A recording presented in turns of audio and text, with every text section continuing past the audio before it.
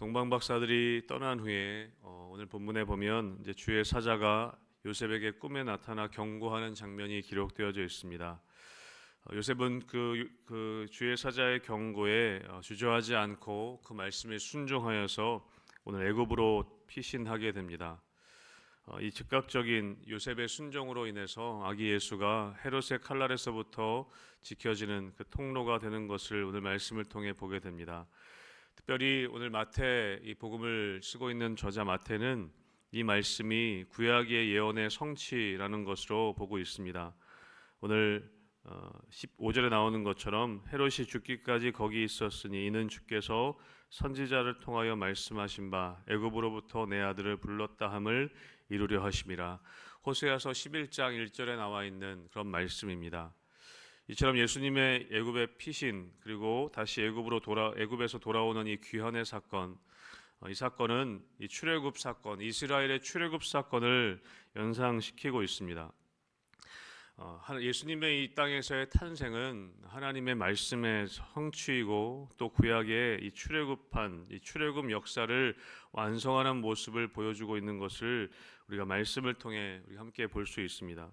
특별히 오늘 본문에 보면 이 예수님께서 이렇게 애굽으로 피신하시고 다시 귀환하시는 이 장면 가운데에는 특별히 예수님의 탄생을 극도로 싫어하는 이 헤롯의 모습, 이 헤롯의 악독함 가운데 이런 일들이 기록되고 있는 것을 보게 됩니다. 여러분, 예수님의 이 땅의 탄생은 열방의 큰 기쁨의 좋은 소식이었지만 여러분, 그 기쁨의 좋은 소식을 좋은 소식으로 받아들이지 않는 사람들이 있는 것을 우리는 보게 됩니다. 오히려 그것을 싫어하고 그것을 경기하는 사람들이 있었던 것을 보게 되는 것이죠. 대표적인 사람이 바로 오늘 본문에 등장하는 헤롯과 같은 사람입니다. 오늘 마태복음 2장에 등장하는 이 헤롯은 헤롯 1세입니다. 그리고 그 뒤에 나오는 다른 사람들은 이 헤롯 대왕의 아들들이나 손자들이라고 할 수 있습니다. 예를 들어서 세례 요한을 죽인 이 분봉왕 헤롯이란 사람이 마태복음 14장에 기록되어져 있습니다. 그 사람은 이 헤롯의 둘째 아들이었던 헤롯 안디바라는 사람이었습니다. 또 사도행전 12장에서 야고보를 죽인 헤롯 왕이 나옵니다. 그런 헤롯 1세의 손자였던 헤롯 아그리빠 1세라고 우리가 알려져 있습니다. 그렇게 헤롯 가문은 여러 대에 걸쳐서 약 100년간 이 팔레스타인 지역을 다스리는 유대 지역을 다스리는 그런 분봉왕으로서 자리 잡고 있습니다. 오늘 19절 이후에도 아킬레오라는 사람이 나오죠. 이 헤롯 대왕의 아들 또 한 명의 아들이었습니다. 이 헤롯은 당시에 예수님 탄생 이야기에 나올 때 이 역사적인 배경에 보면 굉장히 정치적인 인물로서 정치력이 뛰어난 사람이었습니다. 이 헤롯은 유대인도 아니고 이 에서의 후예인 에돔 출신의 사람이었습니다. 그런데 그럼에도 불구하고 그는 로마 황제의 청해를 받아서 유대의 왕으로 등극하게 되는 것이죠. 통치 초반에는 역사에 보면은 무자비한 숙청을 통해 권력의 기반을 잡아나가기 시작합니다. 굉장히 잔인하고 악독한 사람으로 알려져 있습니다. 그런데 중기에는 이 황제의 마음도 사고 민심도 달랠 수 있는 여러 가지 건축 사업을 통해서 통치 기반을 확고하게 합니다.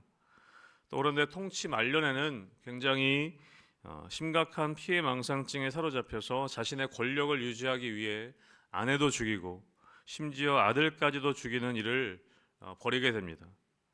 장모도 죽이는 그런 악독한 일을 벌이는 사람이 바로 헤롯 왕이었습니다. 오늘 계속해서 나오는 것은 이 헤롯 왕의 악독함이 기록되어져 있습니다. 오늘 나오죠. 15절 말씀에 보면 헤롯이 그 뒤에 말씀에 보면 16절에 보면 헤롯이 박사들에게 속은 줄 알고 심히 노하여서 어떻게 합니까? 이 박사들에게 알아본 때를 기준으로 해서 2살부터 그 아래까지 모든 아기를 다 죽이는 사건이 벌어지게 되는 것이죠. 여러분, 예수님 탄생부터 해서 물론 그 이전부터 그랬지만 여러분, 예수님이 이 땅에 태어나시는 것, 또 그렇게 복음이 전파되는 것에 대해서 여러분, 물론 이 헤롯 왕이라는 사람이 악하여서 그런 것이로 우리가 볼 수 있겠지만 우리는 이것을 통해서 이 악함의 영향력에 대해서 우리는 살펴보아야 할 것입니다. 여러분, 이 땅에서 사단의 영향력은 굉장히 큽니다. 물론 이 헤롯 왕이라는 사람 자체가 잔인하고 그럴 수도 있겠지만 우리는 그 뒤에 있는 이 사단의 악한 영향력을 우리가 볼 수 있어야 한다는 것이죠. 여러분, 그래서 에베소서 6장에 보면 우리의 싸움은 혈과 육에 대한 것이 아니고 어둠의 세상 주관자들과 악의 영들을 상대하는 것이라고 말씀하고 있습니다. 여러분, 헤롯은 2살 아래 되는 사내 아이를 다 죽였습니다. 그의 잔인함이라고 할 수 있지만 우리는 그 배후에 있는 이 악한 영향력, 사단의 영향력에 대해서도 우리가 간과해서는 안 된다는 것이죠. 여러분, 우리가 뉴스를 통해 보면 너무나 악한 그런 사건들이 너무나 많이 이 땅 가운데 일어나고 있습니다. 날로 악해져 가는 범죄들을 우리가 보게 됩니다. 또 세계 곳곳을 보면 전쟁과 여러 가지 테러와 수많은 범죄들을 우리는 보게 됩니다. 또 우리가 가장 가까이 있는 우리 동족, 우리 북한을 보면 그 가운데에도 악한 일들이, 악한의 정권들이, 이 악한 정권이 어떤 일을 벌이고 있는지 우리가 보게 되는 것이죠. 여러분, 악은 끊임없이 하나님의 계획에 대해서 거부하고 대항합니다. 여러분, 이런 저항은 십자가의 처형 사건으로 절정을 이루는 것을 우리가 보게 되는 것이죠. 사단은 그 십자가 처형 사건을 통해서 쾌재를 불렀을 것입니다. 이제 내가 이겼구나라고 생각했을 수도 있습니다. 우리가 여러분, 사단의 영향력을 무시해서는 안 됩니다. 여러분, 그러나 그 가운데에서도 여러분, 하나님께서 하나님의 계획을 차근차근 이루어가고 계신 것을 우리가 또한 볼 수 있어야 한다는 것이죠. 여러분, 우리의 삶 가운데에는 늘 사단이 오는 사자와 같이 삼킬 자를 두루 찾아다니는 것이 우리가 살아가는 이 땅의 일들인 것을 우리는 기억합니다. 여러분, 그러나 때로는 그 역사적인 슬픔과 통곡 가운데에도 하나님께서 어떻게 일하고 계신가, 우리는 사단의 영향력과 사단이 어떻게 일하고 있는지를 볼 수 있어야 하지만 여러분, 그것보다 중요한 것은 무엇이냐면 그 가운데에도 하나님께서 어떻게 일하시는지 우리는 그것을 볼 수 있는 믿음의 눈이 우리 가운데 열려져야 할 것입니다. 오늘 본문에 보면 여러분, 세상 사람들은 헤롯이 2살 이하의 아이들을 죽이는 그 사건으로 오늘 본문을 우리가 기억할 것입니다. 눈에 보이는 것은 그것이기 때문입니다. 여러분, 그러나 눈에 보이지 않는 일들이 오늘 본문 가운데 일어나고 있는 것을 우리는 알 수 있습니다. 여러분, 오늘 좀 전에도 함께 읽었지만 주의 사자가 요셉에게 현몽하여서 애굽으로 내려가라고 하는 그런 경고의 이야기를 합니다. 그리고 그 요셉의 순종을 통해서 아기 예수는 그 죽음으로부터 피신을 하게 되는 것이죠. 여러분, 이런 일들은 세상 사람들은 알지 못하는 이야기입니다. 단지 헤롯이 2살 이하의 아이들을 다 죽였다라는 사건, 그것만이 눈으로 보여지는 사건이라는 것이죠. 그런데 오늘 본문은 하나님께서 어떻게 하나님의 일들을, 구원의 역사를 이루어가고 계신지 우리가 보게 되는 것입니다.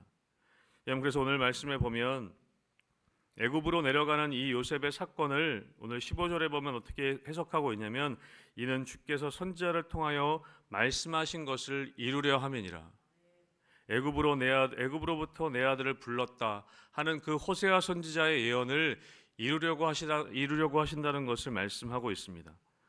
여러분, 하나님께서 하나님의 말씀을 오늘 이루어 가시는 것, 오늘 애굽으로 요셉이 그냥 아기와 아내와 함께 애굽으로 가는 것이 그냥 가는 것이 아니라 하나님의 말씀을 이루려 함이라는 것을 오늘 증명하고 계십니다. 또한 헤롯이 여러분 2살 이하의 아이를 다 죽이는 사건, 너무나 끔찍한 사건이지만 여러분 17절에 보면 이에 선지자 예레미야를 통하여 말씀하신 이 예레미야 애가에 나오는 말씀, 이 말씀 또한 여러분, 이 끔찍한 사건 또한 하나님께서 예레미야 애가를 통해 이미 예언하신 말씀임을 우리가 오늘 볼 수 있다는 것이죠. 이 참혹한 사건조차 여러분, 마태는 구약의 말씀이 성취되는 통로가 되었다고 이야기하고 있습니다. 여러분, 또 19절 말씀부터는 또 어떻습니까? 헤롯이 이제 죽은 후에 주의 사자가 다시 한번 요셉에게 현몽하여서 아기를 데리고 다시 이제 돌아가라고 이야기합니다. 그때 요셉이 어떻게 하냐면 요셉이 22절 말씀에 보면 아킬레오가 아버지 헤롯을 이어 유대 임금이 됨을 듣고 거기로 가기를 무서워하였다라고 기록합니다. 그리고 꿈의 지시하심을 받아 어디로 가게 되냐면 갈릴리 지방으로 옮겨지게 되는 것이죠. 여러분, 요셉이 무서워하여서 두려워하여서 하나님께서 그것을 무시하시지 않고 그러면 갈릴리 지방으로 갈 것에 대해서 꿈에 현몽하십니다. 그런데 23절에 보면 이렇게 기록되어 있습니다. 23절 말씀 우리 마지막으로 같이 함께 읽어보겠습니다. 23절의 말씀입니다. 시작. 나사렛이란 동네에 가서 사니 이는 선지자로 하신 말씀에 나사렛 사람이라 칭하리라 하심을 이루려 함이로라. 아멘. 여러분, 요셉의 연약함, 애굽에서 이제 다시 유대로 돌아갈 것을 말씀하셨지만 헤롯의 아들이 다시 왕이 되었다는 것을 듣고 무서워하여서 하나님이 갈릴리 지방으로 가서 살 수 있도록 그렇게 말씀하십니다. 여러분, 그런데 이것조차 오늘 말씀의 23절에 보면 그렇게 나사렛 동네에 가서 사시게 되는데 이는 선지자로 하신 말씀에 나사렛 사람이라 칭하리라 하심을 이루려 함이로라. 이것조차 하나님의 말씀이 이루어지는 통로가 되었다는 것입니다. 사랑하는 성도 여러분 역사 속에서 우리가 삶의 자리에서 우리는 때로는 슬픔과 통곡으로 뒤덮인, 때로는 고난과 두려움으로 뒤덮인 우리의 삶을 살아가지만 여러분, 그 속에서도 하나님께서는 예수 그리스도를 보호하시고 또 요셉을 보호하시고 이 구원의 역사를 멈추지 않으시는 것을 우리가 볼 수 있습니다. 여러분, 우리의 삶 가운데서도 때로는 여러 가지 어려운 일들이, 이 고난과 슬픔과 두려운 일들이 우리 삶 가운데 일어납니다.